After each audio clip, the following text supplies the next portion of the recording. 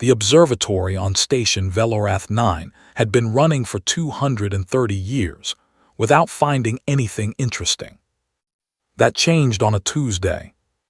It was always a junior analyst who caught the big things. Senior analysts stopped looking with their eyes a long time ago. They trusted the machines. They trusted the algorithms. They went home on time and ate their meals warm and slept without dreams that made them sit up in the dark. KL7 was 23 years old, Vorathi standard, and he was not supposed to be running a manual scan at 400 station time. He was supposed to be finishing a report on asteroid density patterns in Grid 7. He was supposed to be doing a lot of things that were not this. But the numbers on his secondary screen had looked wrong. Not alarm wrong. Just wrong the way a door looks wrong when someone has moved it 2 centimeters and you cannot explain why it bothers you, only that it does. So he looked. 4,217 contacts, moving in a column through the Kelloris expanse. He sat very still for a long time. The Kelloris expanse was not a place ships went. It was the kind of place that had a name on every star chart and a warning attached to that name.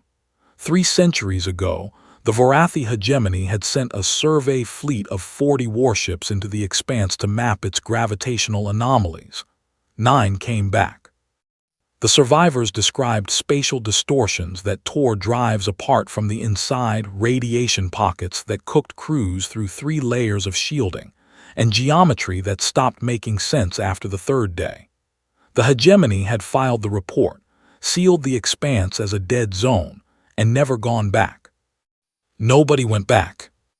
The contacts on KL7's screen were going through it. He pulled up drive signatures.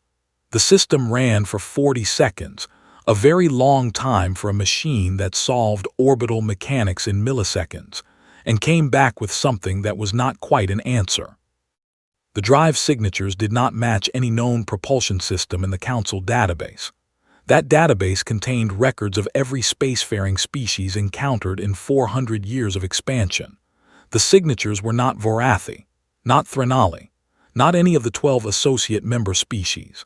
They were not the Keth, who used fold drives that left a specific scar on spacetime, or the Pelori, who ran antimatter torches that showed up on sensors like small stars.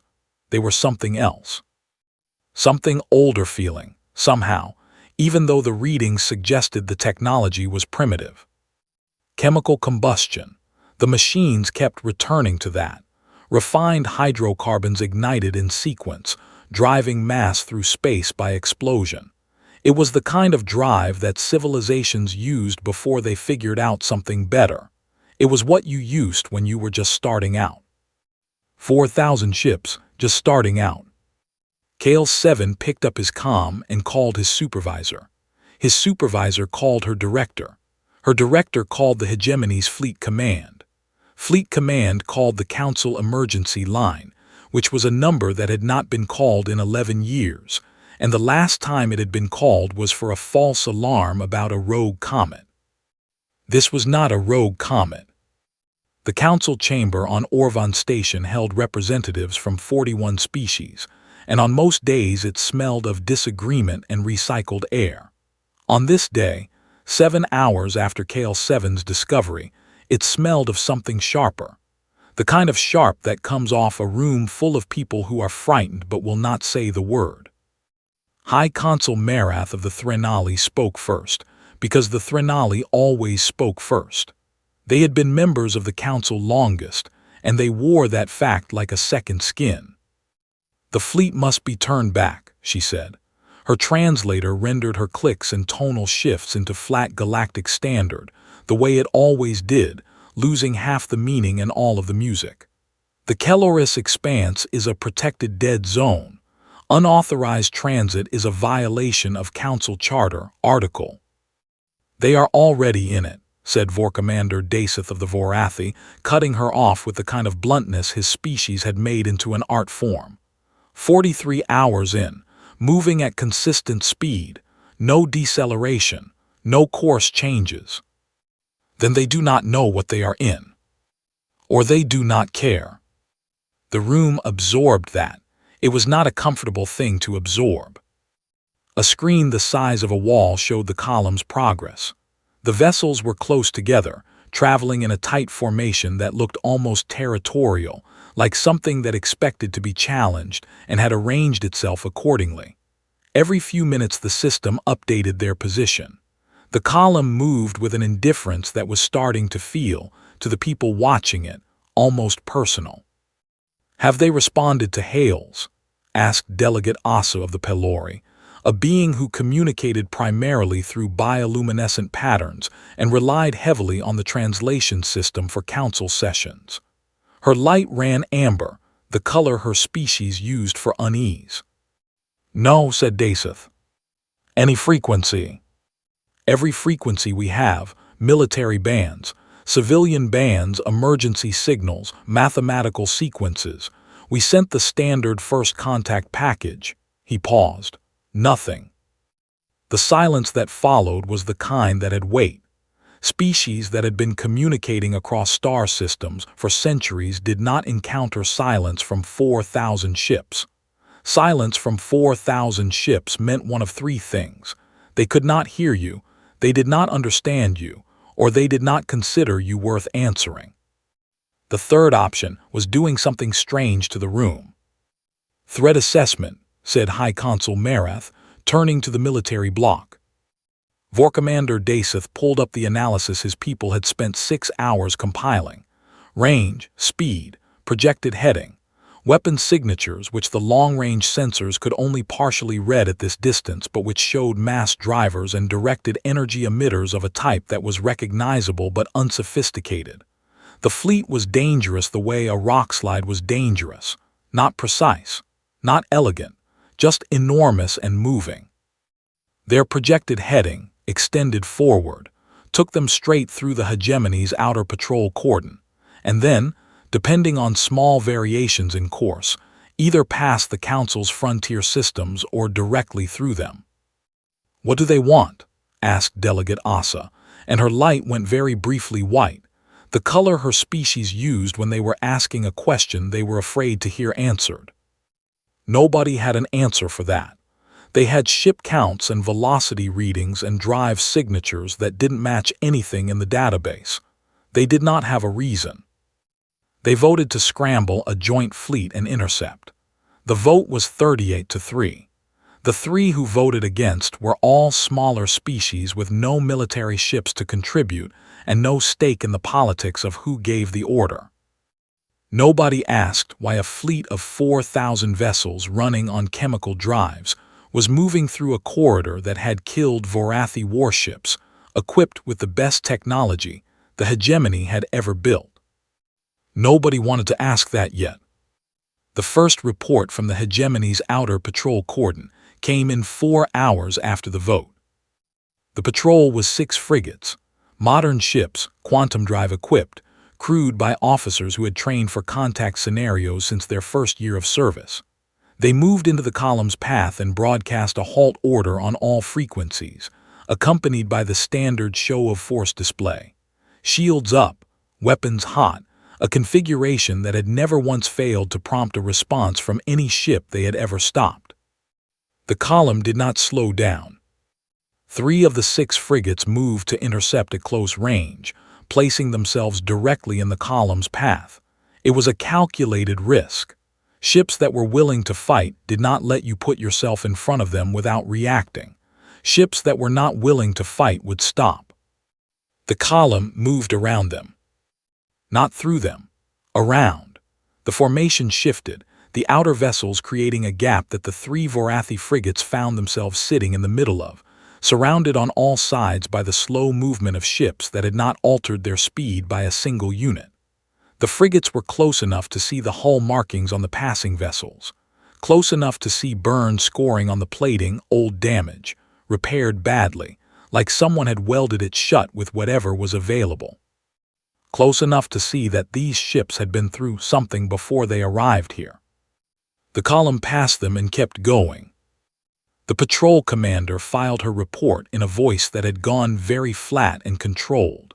The way Vorathi voices got when the person speaking was working very hard to not sound like what they were feeling. They did not engage, she said. They did not respond. They did not deviate from course. A pause. They moved around us like we were a rock in a river.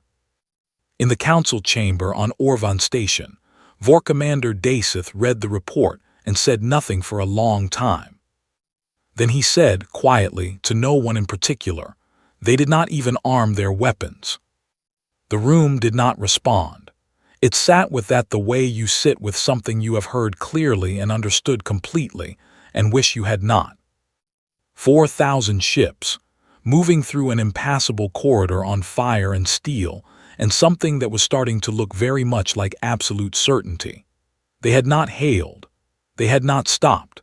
They had not armed weapons at the sight of 6 military frigates because 6 military frigates were not, apparently, a thing worth arming weapons for. Kale 7 report sat at the bottom of the Council's emergency feed, already buried under 47 follow-up analyses and 3 separate threat assessments. In the corner of his original filing, in a field most analysts left blank, he had typed a single note. They are not lost. They know exactly where they are going. Nobody read that part either. Not yet. The Council's intelligence division was called the Reach, and the Reach had a saying that its senior analysts repeated to new recruits like a prayer. We do not miss things. We delay finding them. They had delayed finding this one for 80 years. Archivist Sen was a Threnali, 70 years into a career that had been long and meticulous and completely without incident. She had cataloged first contact files, cross-referenced xenobiological surveys, and maintained the Associate Observer Registry with the kind of care that no one appreciated because nothing in the registry had ever mattered. Associate Observer status was what the Council gave to species that were interesting enough to note but not developed enough to include. It was, in practice, a polite way of filing something away so you did not have to think about it. She had been awake for 31 hours when the Reach's director told her to find the hull markings. The images from the Vorathi Patrol's close-range scan were good, clear enough to see the burn damage on the plating, clear enough to see the welded repair lines, and clear enough to see the characters stenciled on the hulls in a script that was clearly linguistic, clearly intentional, and completely unrecognizable to anyone in the intelligence division. Sen ran it through the Xenolinguistics database. The database hesitated. That was unusual. The database did not hesitate. Then it returned a match, a partial match. A match from a survey file submitted 81 years ago by a scout vessel that had passed through a quiet solar system on the outer arm and noted a third planet with radio emissions, nitrogen-oxygen atmosphere, and early signs of industrial civilization. The scout had spent 11 days in the system, cataloged the dominant species, taken samples of their broadcast signals, filed a report, and moved on. The species had been given a Council designation number, C7712. Below the designation number was a single line of classification text. Pre-spaceflight potential, self-termination risk, moderate to high, recommend observation only. Below that, a common name had been added, sourced from the species' own broadcasts. The scout had pulled it from something called a news transmission. The planet called itself Earth. The species called itself human. Sen read the file 3 times. Then she pulled every follow-up survey on file for C7712. There were none. The original scout had recommended observation. Someone, 80 years ago, had noted the recommendation and done nothing with it. Earth had sat in the Associate Observer Registry, cross-referenced to nothing, followed up on by nobody, for 81 years. The Council had been busy. There were always things that were more pressing than a pre-spaceflight species on the outer arm that might wipe itself out anyway. She brought the full file to the director's office at 600 and set it on his desk and stood there while he read it. He read it once. Then he read it again. His face, Keth, broad and gray and trained from childhood to show nothing, did something around the eyes that Sen had never seen it do. "The script matches," he said. 73% confidence, she said. "Given 80 years of language drift, that's as high as the system will go." And the drive signatures. She had already run this. Consistent with late-stage chemical propulsion, what a species would develop in the first century of spaceflight. She paused. They built 4,000 of them. The director looked at the file for a long time, at the classification line, at the date of the last entry, which was the date of the first entry, which was 81 years ago. "Self-termination risk, moderate to high," he said quietly. "Yes." "They didn't." "No, they did not." He stood up and carried the file to the emergency council session himself. The session had been running for 6 hours by the time Sen's file landed on the table, and it had not been going well. The Vorathi wanted immediate military response. The Pelori wanted a diplomatic mission. The Threnali wanted 3 separate committee reviews before any action was taken. The smaller species were trying to calculate which position would cost them the least. Everyone was talking, and the talking was not producing anything except more talking. High Consul Marath spread the file on the central display, and the room went quiet. 4,000 ships built from titanium and ceramic plating and driven by controlled explosions. A species that had been alive, aware, expanding for 80 years since their last survey, and the Council had not sent a single follow-up mission. "This is the species," said Marath, and her voice had gone to a register that Sen had not heard from her before. Lower. "This is the species in that fleet." "They were pre-space flight," said Delegate Asa, amber light running fast. "The survey was 80 years ago. They should be, at most, exploring their own solar system." "They are past the Kelloris expanse," said Vorcommander Daseth. His voice was flat. He was the only one in the room who had managed to stay flat. Nobody spoke for a moment. Sen had spent the 6 hours since finding the file running numbers. 80 years from early industrial civilization to interstellar travel by Council standard development models was impossible. The Threnali had taken 400 years. The Vorathi, who were considered fast developers, had taken 230. 8 decades from first radio broadcast to 4,000 ships crossing the Kelloris expanse was not a development curve. It was something else. She did not have a model for what it was. "There is a footnote," said Sen. She had not been invited to speak, but nobody stopped her. "In the original survey file, added by the Scout's xenobiologist." She pulled it up. Everyone in the room read it.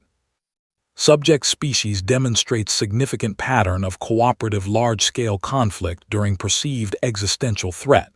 Individual mortality rate in such events, high. Group survival rate, also high.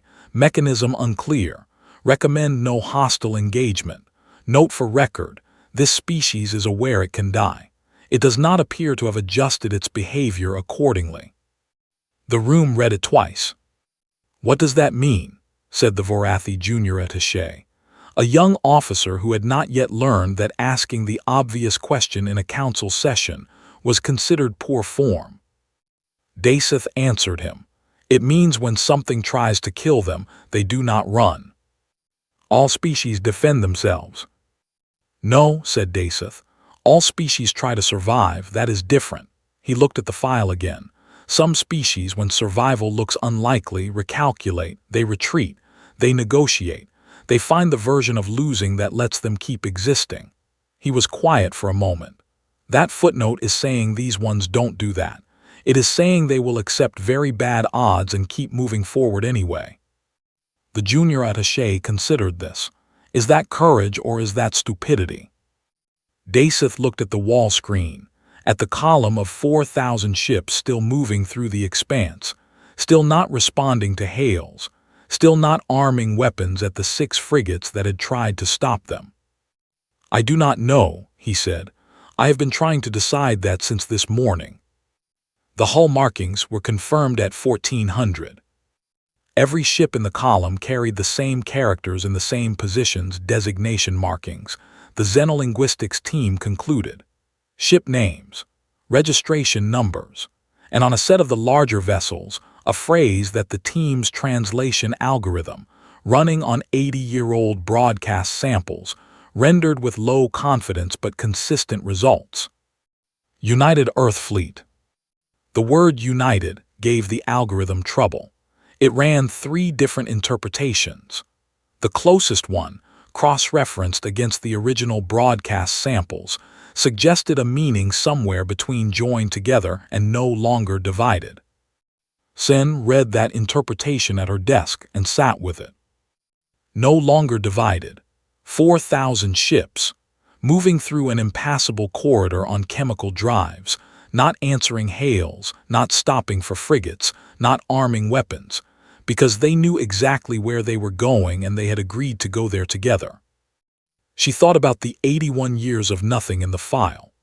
81 years of the Council looking outward and inward and sideways, and never back to that quiet third planet on the outer arm, the one with the moderate to high self-termination risk, and the species that apparently hadn't gotten the memo. She pulled up the original Scouts' supplemental notes. Most Scouts filed them for their own records and never submitted them formally. This one had filed everything. At the bottom of 20 pages of atmospheric readings and biological catalogs and signal analysis, there was a single personal observation that the Scout had apparently decided to include on a whim. These beings are loud, the note read. Their broadcasts are full of conflict and music and things they want each other to know. I am not sure they are aware the galaxy is listening. I am also not sure they would behave differently if they were. Sen closed the file. Outside the station's viewport, the stars sat where they had always sat. Patient, indifferent, the same stars the humans could see from their third planet 81 years ago, when they were still new to the idea of looking up and wondering what was out there. They had apparently stopped wondering. They had gone to find out. Vor Commander Daseth had fought 11 engagements in his 40-year military career. He had never lost one. He had also never started one without knowing what he was fighting, and he was starting to understand that these 2 facts were connected. He stood on the bridge of the flagship Resolute Hegemony and watched the Joint Council fleet arrange itself across the mouth of the Orvon threshold. 900 warships in 3 concentric arcs, a formation that had been developed over 2 centuries and refined through every major conflict the Council had ever managed. It was a formation designed to be visually overwhelming. Enemy ships saw it and understood, mathematically and emotionally, that they were outnumbered and outgunned, and that the correct decision was to stop. The human column came out of the expanse and into sensor range, and the column looked at 900 warships arranged in 3 concentric arcs, and the column did not stop. It did not even slow down. "Broadcast the halt order," said Daseth.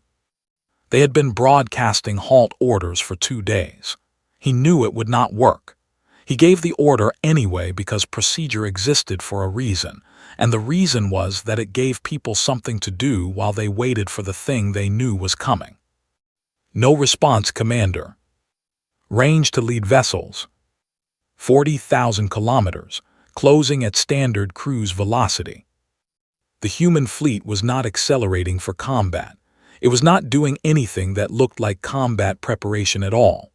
The ships were still in their column formation, which was not a combat formation by any tactical framework in Daseth's experience. You did not fight in a column. A column was a travel formation. A column was what you used when you were going somewhere. "They intend to pass through us," said his tactical officer, a Vorathi named Sira who had served with him for 12 years, and who he trusted precisely, because she said the obvious things plainly when other people were busy pretending the obvious was not obvious. "Yes," said Daseth. "Do we let them?" He looked at the screen. At the wall-sized display showing 4,000 ships and 900 ships, and the space between them closing at a rate that would produce contact in 11 minutes. "No," he said, "we do not." He gave the order to engage. The first shots from the Council fleet were suppression fire. Standard doctrine: target the drive arrays of the lead vessels, force decelerations, break the column's ability to maintain formation. Clean, precise, the kind of engagement the Council's ships were built for. Surgical, controlled. The human fleet responded in a way that Sira would later describe, in her official after-action report, as tactically incoherent and functionally devastating. The column did not scatter. It did not retreat. The lead vessels took drive hits and kept coming, venting atmosphere from hull breaches, trailing debris, and kept coming. The rear vessels did not pull back to regroup. Instead, the entire formation compressed. The column folded inward like a fist closing, the ships moving together into a close engagement cluster that threw off every targeting solution the Council's systems had calculated. Council warships were built for range. Their weapons were most effective at 10,000 kilometers, where their targeting systems could track, compensate, adjust. At 2,000 kilometers, the calculations became harder. At 500 kilometers, the calculations became almost irrelevant, because at 500 kilometers it was not mathematics anymore. It was a brawl. And brawling, it turned out, was something the humans had been practicing for a very long time. Their ships moved in ways that did not match any tactical database entry. They cut across each other's flight paths. They used damaged vessels as cover for undamaged ones. They targeted not the weapon systems of Council ships but the communication relays, specifically the communication relays, severing coordination between the Council fleet's three arcs in a way that Daseth recognized, when he understood what was happening, as genuinely brilliant. It was not technological brilliance. The humans' targeting systems were inferior. Their shields were inferior. Their hulls were taking damage at a rate that should have forced withdrawal 40 minutes into the engagement. They did not withdraw. Arc 2 lost contact with Arc 3 at 17 minutes in. Arc 1 and Arc 2 lost synchronized targeting at 22 minutes. By 25 minutes, the 900-ship joint fleet was fighting as isolated clusters, each group responding to its own immediate situation. The grand formation dissolved into something that looked much more like what the humans had been doing from the start. 3 Council warships were gone, not disabled, gone. 11 more were badly damaged. Aboard one of the damaged frigates, a junior weapons officer filed a real-time report to Fleet Command that contained a line that Daseth read 3 times when it reached his screen. "They are not trying to win this engagement. They are trying to survive it long enough to reach something on the other side of us." He read that line and something shifted in his understanding of the battle. Not all the way, just enough to make him go cold. "Sira," he said. "Commander, what is behind them?" She looked at him. It was not a tactical question and they both knew it. 40 minutes into the engagement, the communications officer on the * Resolute Hegemony intercepted a signal coming from inside the human fleet. She flagged it because it was broadcasting on open frequencies, not encrypted, not coded. Wide open, like someone who did not care who heard it. She ran it through the translation system, which was working from the same 80-year-old broadcast samples the xenolinguistics team had used, and got a partial result. Not words. The translation system could not resolve it to language. It resolved it to music. Old music by the acoustic signature, recorded rather than live. A heavy, rhythmic pattern with a strong low register, layered over something that might have been a human voice singing words the system could not quite parse, and over all of it a driving beat that repeated every few seconds like a heartbeat running too fast. The communications officer flagged it to the bridge and then sat very still for a moment, listening to it through her earpiece. She could not understand a word of it. She understood something else about it, something about the tempo, about the way it pushed forward instead of resolving, about the way it was clearly not calming music and clearly not retreat music. She sent it to Daseth Station. He listened for 30 seconds. He had no frame of reference for it. He filed it and went back to the battle. He would think about it later. He would think about what kind of species played music during a fight, not victory music, not intimidation signals, but something that sounded, to his Vorathi ear, like fuel. At 53 minutes, the engagement stalled. Not ended, stalled. Both sides had pulled back to a distance where the fighting was mostly long-range and neither side was landing killing shots. The human fleet had stopped trying to push through and was holding position.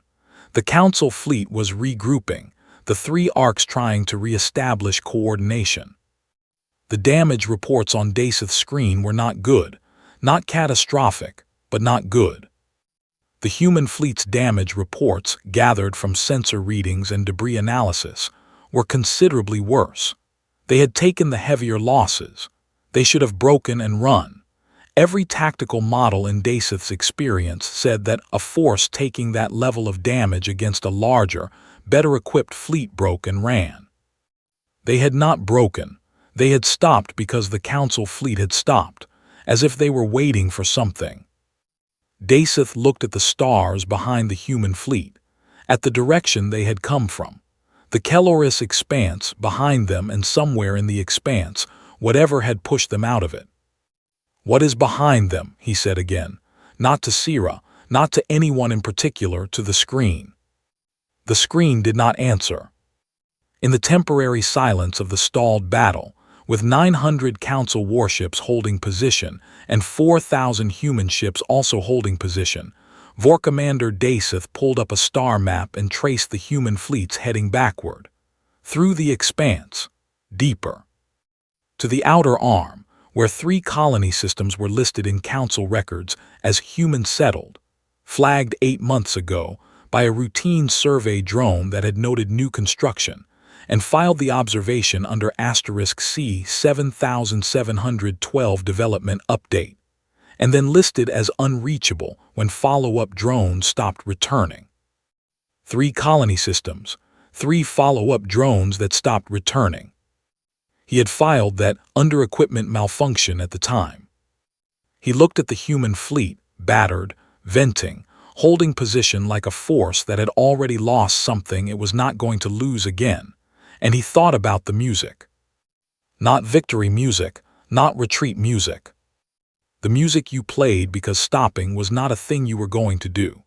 The signal came from a vessel near the back of the human formation, not one of the larger ships, not a command vessel as far as the Council's identification systems could determine. A mid-sized ship, heavily damaged, venting coolant from its port side, its hull bearing the kind of scarring that came from something much worse than what the battle had just done to it. Older damage. The kind that had been sitting there before any of this started. The signal was on every frequency at once. That was not a sophisticated thing to do. It was actually quite unsophisticated, a brute force broadcast across the entire spectrum, the kind of thing you did when you did not know which channel someone was listening on, and you could not afford to guess wrong. The Council's communications officers flagged it immediately. The translation system took longer than expected because whoever was speaking was doing so through a device that was clearly not designed for the task. There were gaps, signal artifacts, processing clicks, like someone had wired a translation unit into a comm array by hand. The voice that came through was human, female by the tonal analysis, speaking quickly, with the cadence of someone who had practiced what they were going to say and was now saying it faster than practice because time had become a different thing than it had been during practice. The translation was rough. The xenolinguistics team worked on it in real time, passing corrections to the bridge as the signal continued. Some words came through clearly, others were guesses. A few the system simply marked as *unknown, no equivalent. But enough came through. Daseth listened to it on the bridge of the *resolute hegemony, with his hands flat on the console in front of him, because they needed to be somewhere. And this was where they were. The voice said, "We are not here to fight you. We did not come to your space to fight. We came because we had nowhere else to go, and we did not have time to ask permission, and we are sorry for that, but we are not sorry for coming because you would have done the same." The translation system paused on a phrase, came back with two options. The bridge team chose the one that seemed more likely in context. Something is behind us in the expanse, something that does not talk and does not stop and does not want anything you can give it. We lost 3 colony systems in 42 days, 300,000 people. We do not know what it is. We know what it does. We need you to stop shooting at us long enough to show you what we have. Then the signal quality improved slightly, as if whoever was speaking had found a better connection, and the voice came through more clearly for just a moment. "My name is Chief Engineer Rael Vasquez. I am not a diplomat. I am the person who got the translator working. If you have someone who wants to talk, now would be the time." Daseth ordered the ceasefire. He took 11 minutes of argument from his council counterparts to do it. The Threnali representative on the tactical channel said it was a tactic. The Pelori said it was a plea, and that pleas should be heard. The Vorathi Jr. at HFY, who had asked the obvious question in the council chamber 2 days ago, said nothing, which Daseth noted. He gave the ceasefire order anyway under his authority as fleet commander, and then he opened a channel to the damaged ship in the back of the human formation and said, in Galactic Standard, speaking slowly in case the translation unit was struggling, "Chief Engineer Vasquez, I am Vorcommander Daseth. I am listening." There was a pause, some clicks, the translation artifacts that meant the device was working harder than it wanted to. Then good. Just that word, and something in the compression of that single word, in the tired flatness of it, told Daseth more about what this woman had been through than any report his intelligence division had filed. She talked for 40 minutes. She was not polished. She was not a diplomat, and she had said so, and she was right.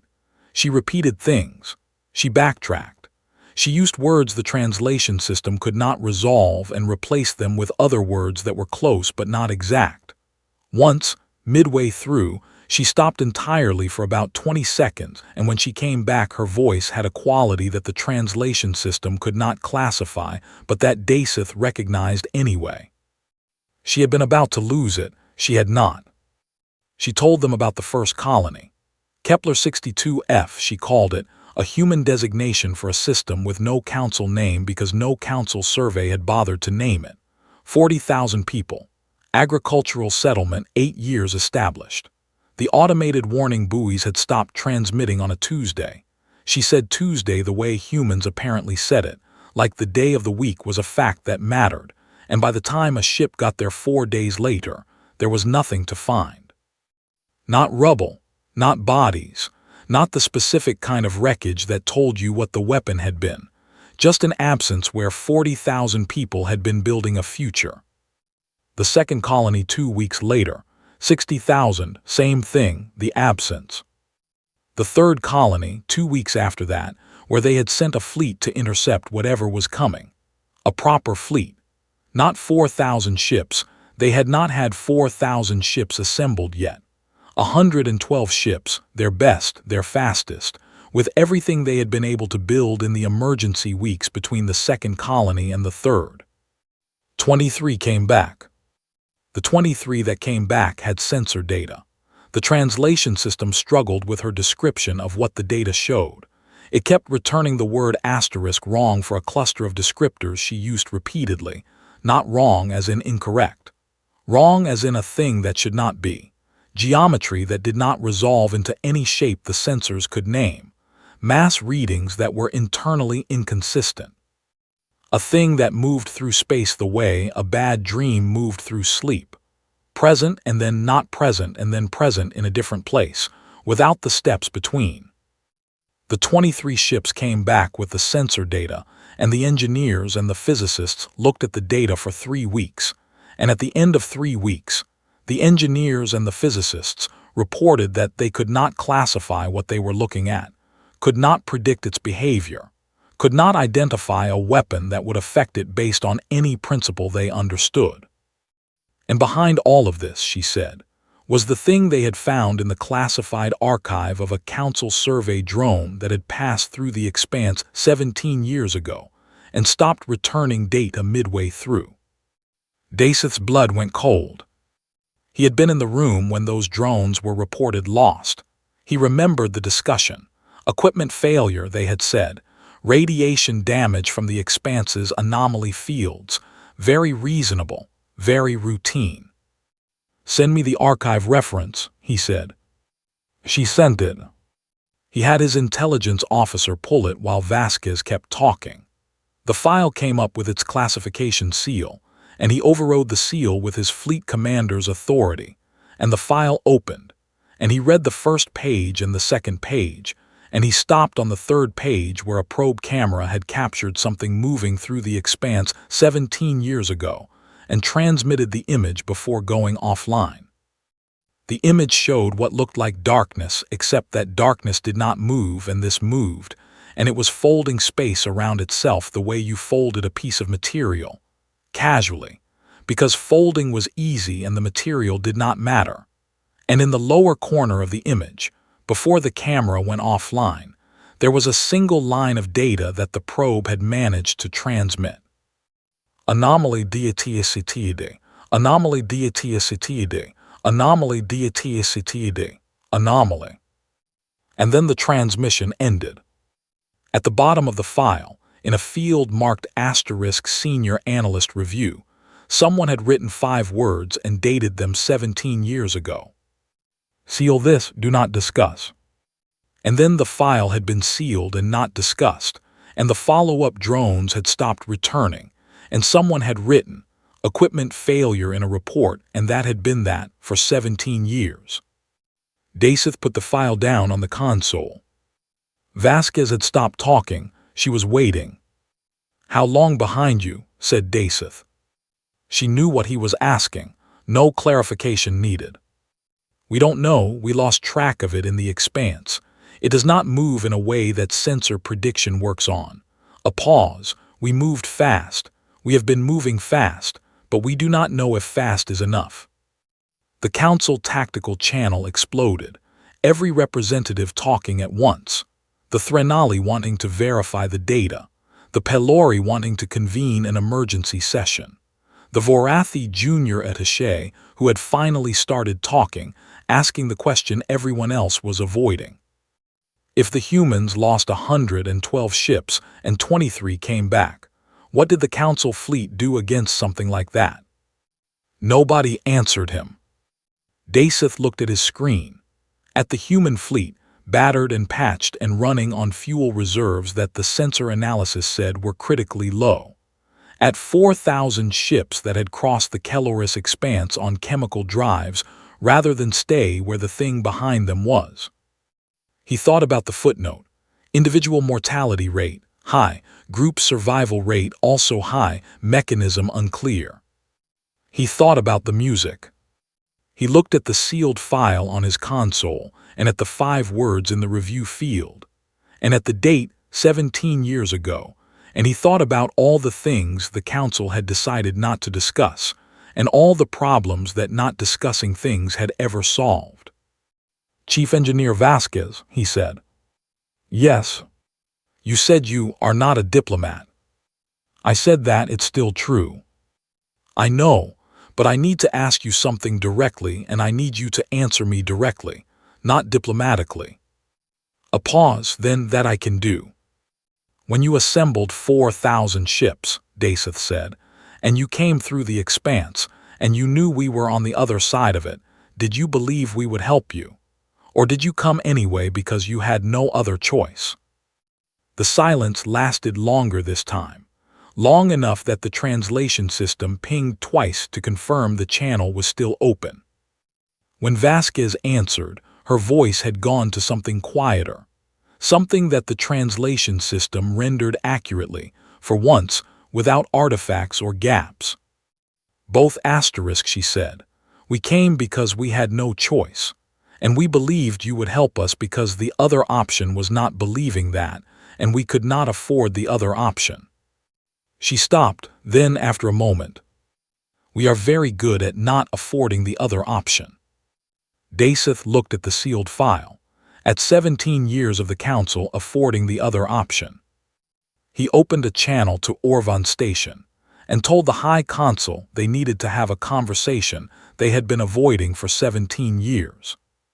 This time, he would make sure it got discussed. It arrived at the edge of the expanse on the 4th day. Not a fleet, one thing.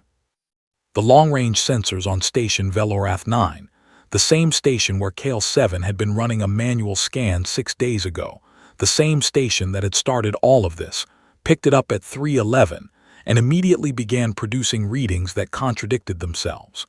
Mass value returned one result, then a different result, then a third result that was mathematically incompatible with the previous two. The system ran a self-diagnostic because it assumed it was malfunctioning. The diagnostic came back clean. The readings stayed contradictory. Kale 7 was still at his post. He had not gone home since the column was first detected. He had been sleeping in a chair and eating from whatever the corridor dispenser had in it, and he had become, over 6 days, the person who knew more about these sensor systems than anyone else on the station, because he had been watching them without stopping. He looked at the new readings, and he did not call his supervisor. He called Fleet Command directly. "It is here," he said when someone picked up. "It is at the edge of the expanse, and our sensors cannot read it clearly." There was a pause on the other end. Then, "How large?" He looked at the mass average, the mean of the 3 contradictory readings, which was the best he could do. "If the reading is right," he said, "it is larger than Orvan Station." He let that sit. "If the reading is wrong," said the voice on the other end. "I do not know which direction wrong would go," he said. At the Orvan threshold, the Council fleet and the human fleet had been sitting in cautious proximity for 4 days. The ceasefire had held, mostly because everyone was busy. The Council's engineers had been cross-referencing human sensor data from the colony systems against the sealed expanse file. The Vorathi Intelligence Division had been running every model they had for the anomaly's behavior, which was not going well, because models required patterns and the anomaly's behavior did not produce patterns that the models understood. The humans had been repairing their ships. They repaired them with a speed and a thoroughness that Daseth's engineering staff watched on passive sensors, with something between professional admiration and unease. Hull breaches that his engineers would have flagged for dockyard work were being sealed with mobile equipment. Drive systems that should have needed full replacement were being taken apart, worked on with a density of personnel that looked almost frantic, and put back together. The humans moved around the outside of their ships in EVA suits, sometimes dozens of them on a single vessel, like a colony of something small and determined fixing what something much larger had damaged. One of Daseth's engineers watching this said quietly, "They have done this before, many times." He was right. That was the thing about it. They were not learning on the job. They were running a practiced routine at desperate speed. This was what they did. This was what they had always done. Vasquez had stayed on the channel, on and off, for 4 days. She had answered questions from the Council intelligence team with a directness that the Threnali representative found impolite and the Vorathi found refreshing. She had looked at the sealed anomaly file and confirmed that what the probe camera had captured 17 years ago matched the sensor profiles from the colony engagements, allowing for the fact that the thing had apparently gotten larger in 17 years or had been showing them a smaller part of itself than it was capable of showing. She had not shown any visible reaction to that second possibility. Or rather, she had shown something briefly, around the eyes, and then she had put it away and moved on. She was very good at putting things away and moving on. It was Daseth who told her about the edge of the expanse.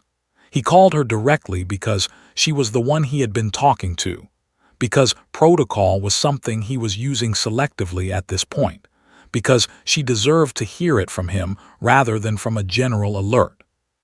He told her what KL7's sensors had found. She was quiet for a few seconds. Then, how long to the threshold? At the speed the probe observed, said Daseth, possibly 18 hours, possibly less. We cannot calculate acceleration with contradictory mass data. Okay, she said. Just okay. He had told her the thing that had consumed 3 colonies and destroyed 90 ships and crossed 17 years of council denial was now an hour and a half of sensor data away, and she had said okay. Chief Engineer, he said. Yes. Are you all right? Another pause shorter. No, but I am functional. What's your plan? The plan was not good. Daseth knew it was not good. The council representatives on the tactical channel knew it was not good. Even the Threnali, who had a gift for making bad situations sound procedurally acceptable, had run out of the language that made bad plans sound like reasonable ones.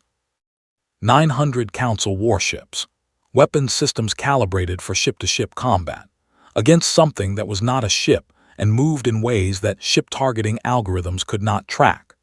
The best analysis the intelligence team had produced in 4 days was a set of 3 theoretical vulnerabilities, each flagged with a confidence rating below 30%, each requiring close-range engagement with a thing they had spent 4 days confirming was extremely dangerous at any range. The humans had 23 survivor testimonies from their fleet engagement. The survivors described attack patterns, if you could call them that suggested the anomaly responded to concentrated energy discharge by moving, not away, not toward, perpendicular to what you expected, as if it processed threats in a geometry that had a different logic than the space it was moving through.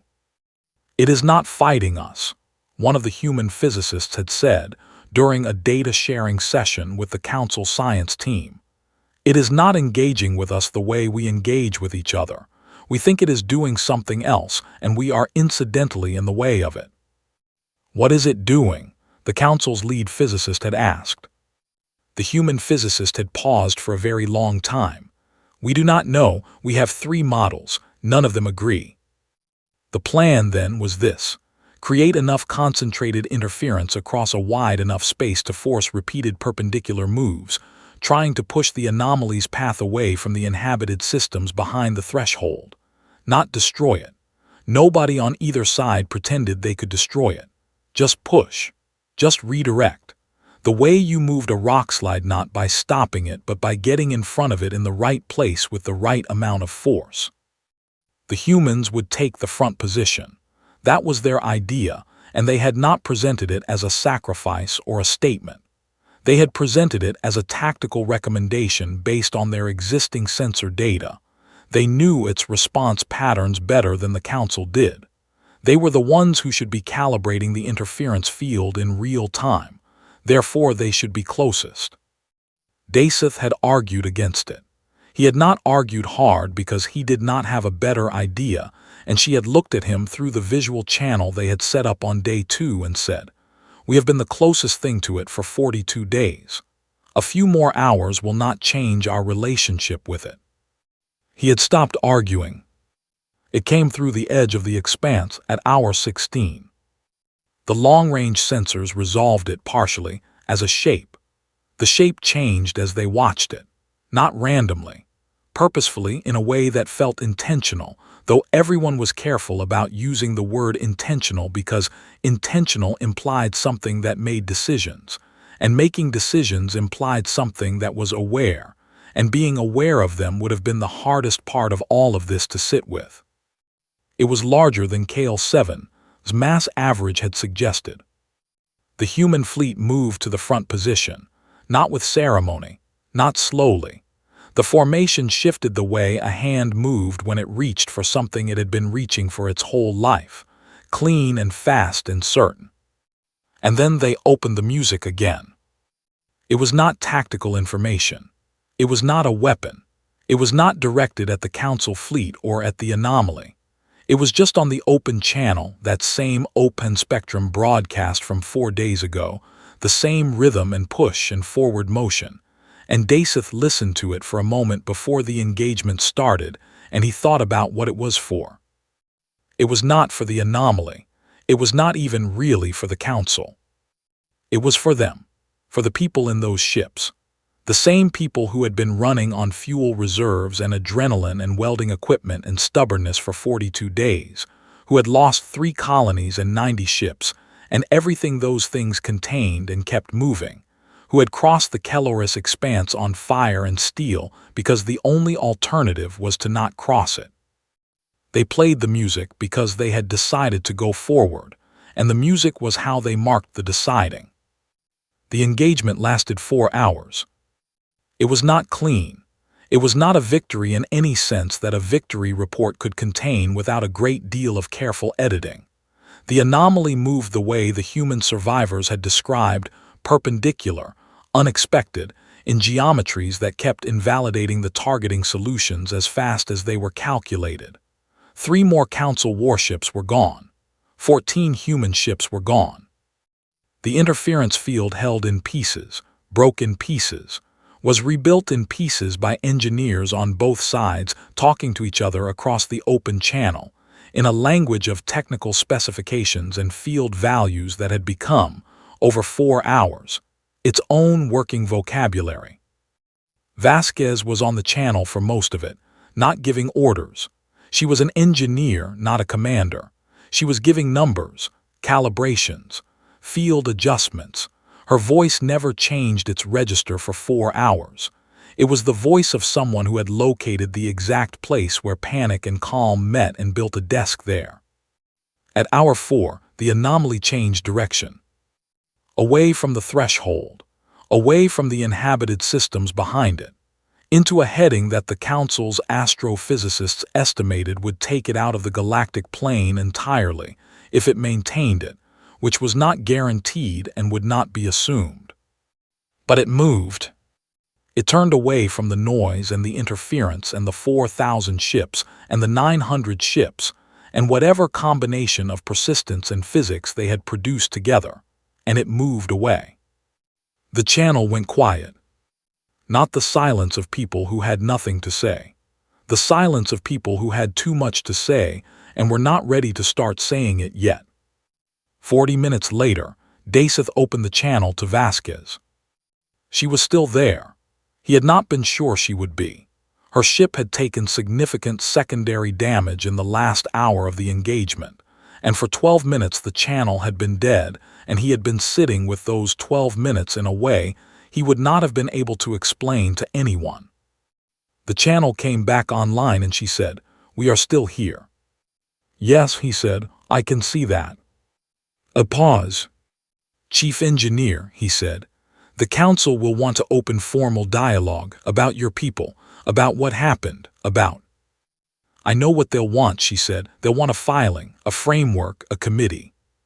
"Yes, probably." "That is fine." Another pause. He could hear something in the background of her channel, voices, people moving, the specific sound of a ship that was damaged but functioning. "We can do committees." "What do you want?" he said. "Personally, what does your species want from this?" The silence lasted the right amount of time, not the silence of someone thinking, the silence of someone who knew the answer and was deciding how much of it to say. "A seat at the table," she said, "a real one." And then, after a moment, as if she had decided to say the rest of it after all, "Not an observer seat, not a watching seat, a seat where we speak and you have to respond, a seat we earned. We have been out here for 42 days, and before that we were alone on our planet for your 80 years of not looking, and we built 4,000 ships on chemical drives, and we crossed a corridor that kills quantum drives, and we just pushed a thing that ate our colonies out of your galactic plane, and we would like a seat." Daseth looked at the stars beyond the viewport, at the direction the anomaly had gone, at the human fleet still holding position, still transmitting on the open channel. The music had stopped, but they were still there. "I will recommend it," he said, Formally and personally, I cannot guarantee the council. I know, she said, but you will recommend it. Yes.